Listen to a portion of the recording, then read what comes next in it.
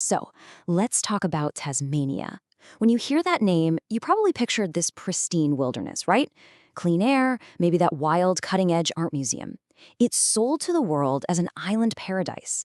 But the thing is, underneath that beautiful surface, there's a dark, repeating secret. A kind of trauma that was programmed into its very foundation, and is now, well, it's causing the whole system to crash. And that brings us to the central mystery here. If this place really is a world-renowned paradise, why are all its vital signs? We're talking economic growth, population, migration. Why are they all pointing towards a collapse from the inside out? And this is where it gets really weird, this massive paradox. On the one hand, the marketing will tell you it's the third most welcoming place on Earth, a total haven. But the reality on the ground, it's a shrinking economy, a youth exodus, and folks are literally leaving for the mainland. The perception and the reality, they just could not be more different. And look, this isn't just a vibe or a feeling. This is cold, hard data. The economy is actually in decline. Population growth has basically stalled. And yeah, more people are leaving for the mainland than are coming in. Statistically speaking, the island is emptying out.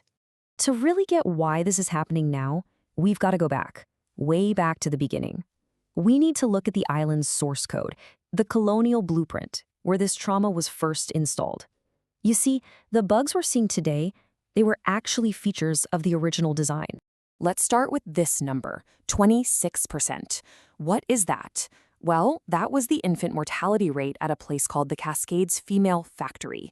Women were sent there for, social crimes like being unmarried and pregnant.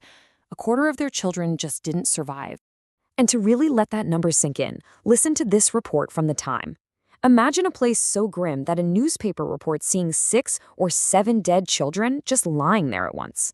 This wasn't just neglect. This was a system of industrialized despair. And the brutality wasn't just for adults. This number, 9, that's how old the youngest boys were when they were sent to the Point Pure prison.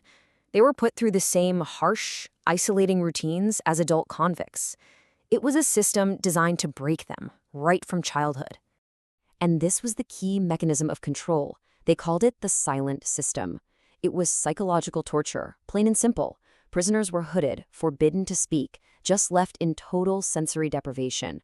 This established a core theme in Tasmania's code. Social isolation is the ultimate tool of punishment. And that punishment, it became institutionalized.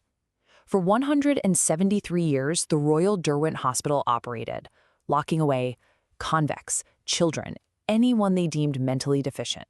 It became one of the longest-running mental institutions in the entire world, and it perfected the art of social removal.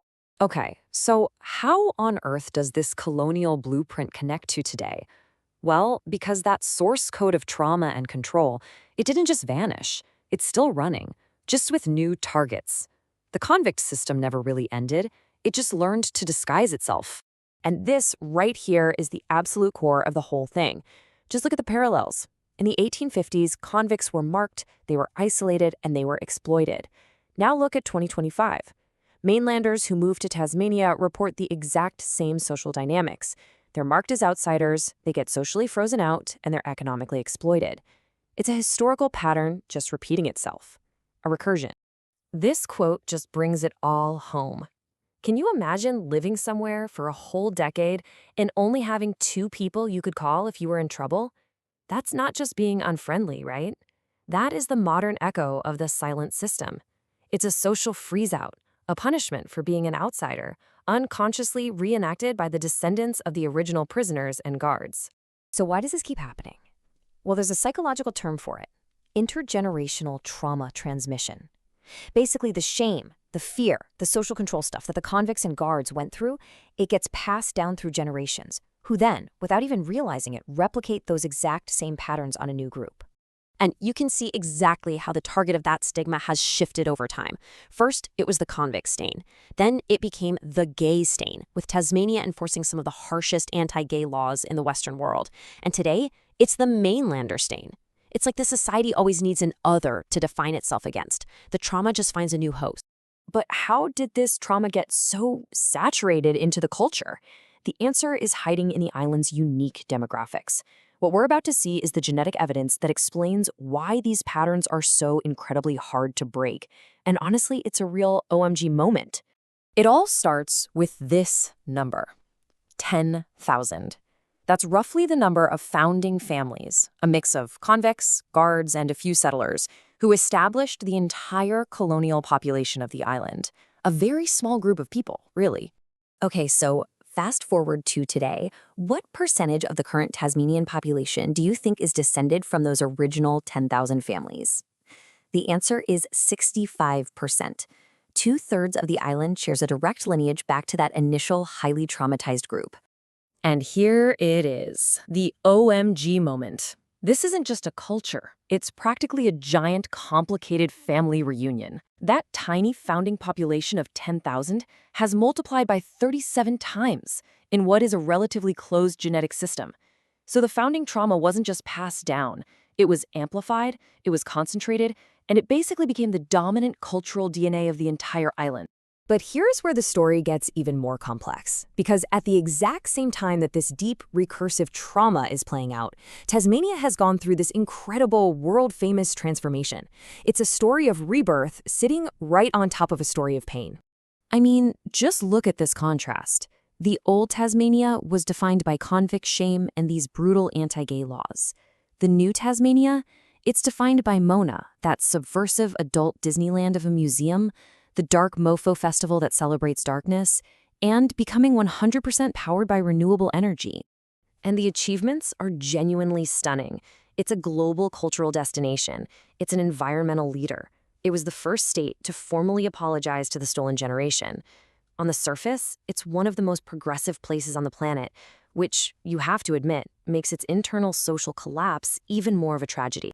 And this brings us right to the heart of the problem today. This unresolved tension between a progressive, innovative surface and a deep, traumatic undercurrent that just keeps replaying the same destructive social patterns of exclusion and isolation over and over again. And this is the crucial question, isn't it? You can build the world's best museum, you can achieve 100% renewable energy, but can any of that save you if you haven't faced the ghost in your own machine? Can you really build a sustainable future on a foundation of unacknowledged repeating trauma? I want to leave you with this chilling quote from one of the sources. It's meant as a dark joke, but it points to a terrifying trajectory. A society built on exclusion that keeps reenacting its founding trauma on newcomers is a society that is actively choosing to empty itself out. The ultimate cost of a trauma that just keeps repeating itself could be silence, a paradise with no one left to enjoy it.